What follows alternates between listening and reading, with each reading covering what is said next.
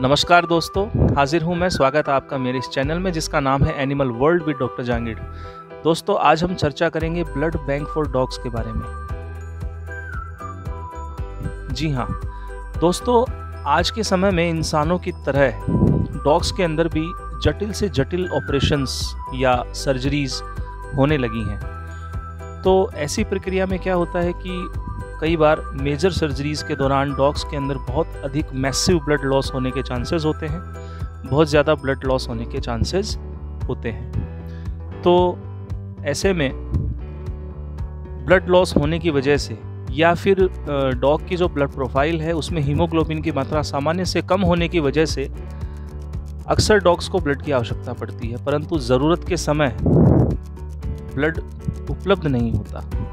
तो ऐसे में किसी आकस्मिक दुर्घटना या कोई बड़ी सर्जरीज के दौरान ब्लड लॉस होने की वजह से जो है डॉग्स की मृत्यु भी हो जाती है। लेकिन अब इस समस्या से निजात मिल चुकी है, क्योंकि विदेशों की तर्ज पर आज के समय में हमारे भारत देश में भी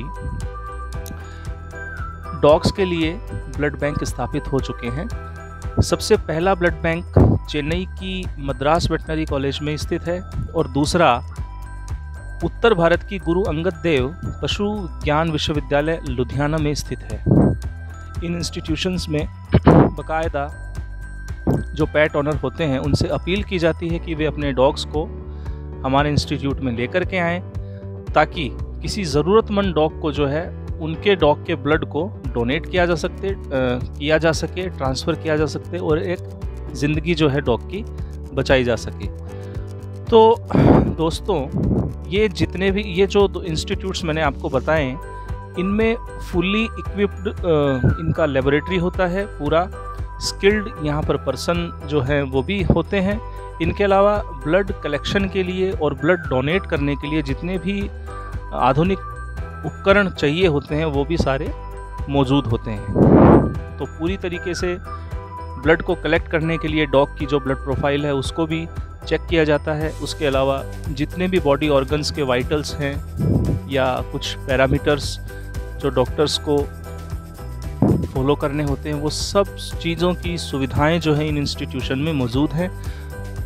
उन सब प्रोटोकॉल के तहत ही जो है ब्लड को कलेक्ट किया जाता है और ज़रूरतमंद डॉग को जो है वो ब्लड ट्रांसफ्यूज़ भी किया जाता है। अब अपन बात करते हैं दोस्तों कि ब्लड डोनेशन के लिए क्या क्या स्टैंडर्ड्स होने चाहिए, क्या क्या प्रोटोकॉल फॉलो किए जाने चाहिए। तो उसमें सबसे पहले आता है कि कम से कम डॉग की एज 8 साल की होनी चाहिए, यानी कि 8 साल से कम उम्र का जो डॉग है वो ब्लड डोनेशन के लिए एक्सेप्ट नहीं किया जाता। दूसरा, ब्लड डोनेशन के लिए डॉग की कम से कम जो वज़न होता है, जो उसका शारीरिक भार होता है, वो 20 से 25 किलो होना चाहिए। उससे नीचे का जो डॉग है वो भी ब्लड डोनेशन के लिए एक्सेप्ट नहीं किया जाता। तीसरे नंबर पर आता है कि डॉग जो है वो कम्प्लीटली वैक्सीनेटेड होना चाहिए, यानी कि उनका वैक्सीनेशन रिकॉर्ड जो है वो मेंटेन होना चाहिए किसी भी रजिस्टर्ड वेटनरी डॉक्टर द्वारा। चौथी बात ये कि डॉग की ब्लड प्रोफाइल जो है वो मेंटेन होनी चाहिए, यानी कि डॉग में हीमोग्लोबिन का लेवल 12 से 14 के आसपास होना चाहिए। पांचवी बात, किसी भी तरह की बीमारी या ब्लड पैरासाइट से ग्रसित यदि कोई डॉग है तो उसकी भी जांच करवा लेनी चाहिए। डॉग टिक फ्री होना चाहिए। उसके डाइजेशन और उसकी एपेटाइट को लेकर यदि कोई इश्यूज हैं तो वेटनरी डॉक्टर से संपर्क करके उस प्रॉब्लम को भी शॉर्ट आउट करवा लेना चाहिए। यानी कि कुल मिलाकर के दोस्तों बात यह है कि ब्लड डोनेशन या कलेक्शन या ट्रांसफ्यूजन के लिए उसी डॉग को आइडियल डोनर माना जाता है जो हेल्दी हो, फिट एंड फाइन हो, किसी तरह का उसमें दोष नहीं हो। दोस्तों, रक्त चढ़ाने से पहले डोनर डॉग जो होता है उसके ब्लड की क्रॉस मैचिंग करवाई जाती है। जनरली डॉग्स के अंदर 13 ब्लड ग्रुप होते हैं और फर्स्ट टाइम जब कोई भी डॉग द्वारा किसी दूसरे डॉग को ब्लड ट्रांसफ्यूज किया जाता है तो किसी भी तरह की क्रॉस मैचिंग की आवश्यकता नहीं होती है। लेकिन बस ध्यान यही रखना होता है उसके अंदर कि डॉग की ब्रीड जो होती है वो सेम होनी चाहिए, यानी कि सेम ब्रीड के डॉग्स का ही आपस में ब्लड जो है वो ट्रांसफ्यूजन हो सकता है। किसी